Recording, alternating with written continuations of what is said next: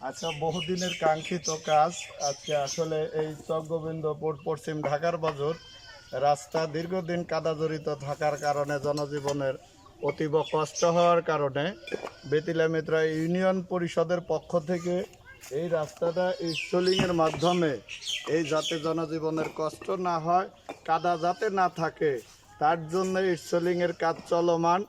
এই পশ্চিম ঢাকার বাজার ফজল মোল্লার বাড়ি থেকে সেই গিয়াসদের বাড়ি হয়ে এই ঈদগাহ মাঠ পর্যন্ত যাবে। পর্যায়ক্রমে এই রাস্তার কাজ ইনসোলিং হয়ে যাবে।